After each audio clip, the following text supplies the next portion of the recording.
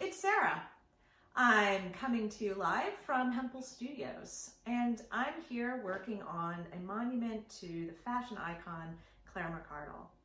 The question I get most often is, how do you do this? What is your process?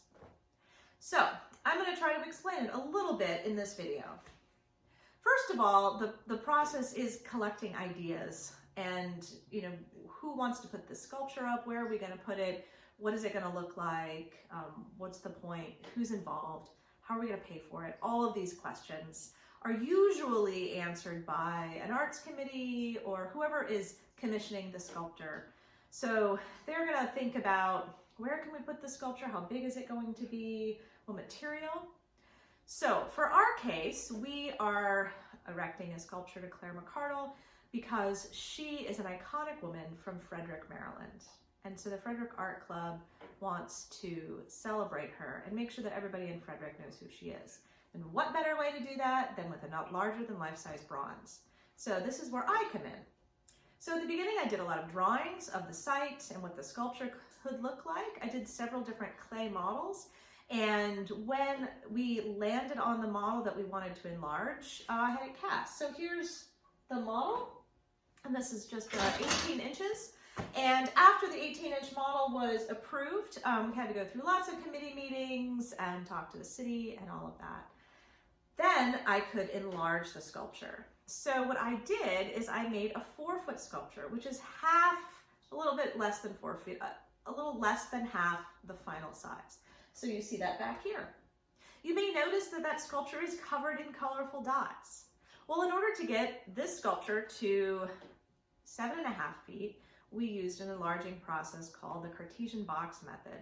And this is a very old method of enlarging by which we take points on the x-axis, the y-axis, and the z-axis, double it, and then plot it on a new sculpture. Now, the sculpture you see behind me is made from steel and foam and clay. And the clay that I use is called plastiline, and it's an oil-based clay. So I don't need to spray it with water. I don't need to babysit it. It will get softer as it gets warmer because it has wax in it, and it will get harder when it gets colder. It's a nice sculpture for this process because I don't really have to take care of it, and if I go away for the weekend, I don't have to worry about it falling apart. It's nice and stable. So if you can imagine, it has a lot of wax in it. So like a candle, when it gets hot, it's soft and malleable. So I store it in a warming box. So it's always 100 degrees, which is just the right temperature for nice soft clay. So now that I have the giant sculpture, I am going to spend the next several months getting it just right.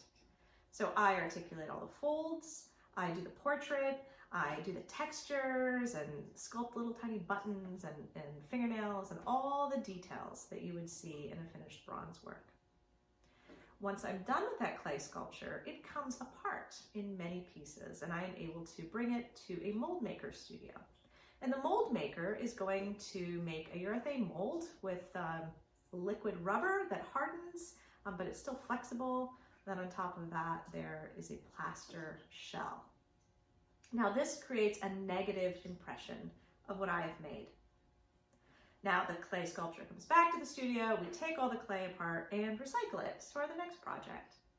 The steel can be cut to be used for another sculpture, or we'll recycle that.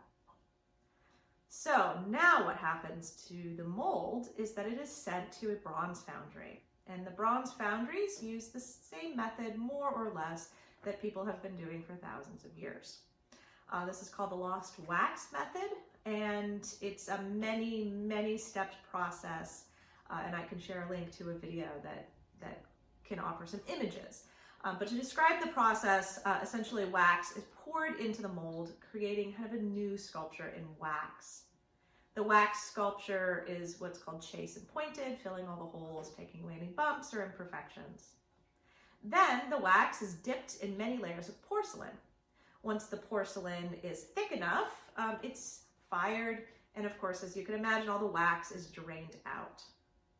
Once that is done, there's a tiny cavity that's for bronze, and it's very thin and hollow. So then they pour molten bronze into the porcelain shell.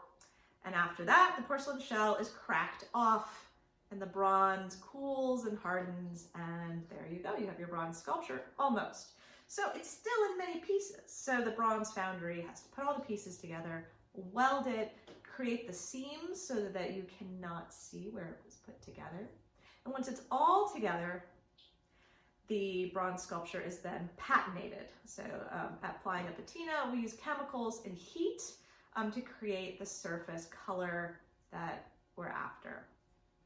Once we arrive at the right color, we apply a wax, which seals it, and it's ready to go. Well, now we're at the foundry, so we have to load the sculpture on a truck and bring it to the site. Now, meanwhile, while the sculpture has been away, we prepare the site. This could be landscaping. Usually there's a pedestal of stone with lettering around it. There's benches, there's wayside markers, there's plaques for donors. And then once the sculpture has returned to the site, we have an installation crew putting all the pieces together, and then we plan our celebration where we do an unveiling and everyone comes out to celebrate the new sculpture. So I hope that gives you a little bit of a better idea about what we're up to and why it takes such a long time. If you have any questions, leave it in the comments and I'll try to address it. Thanks so much. Hope to see you around.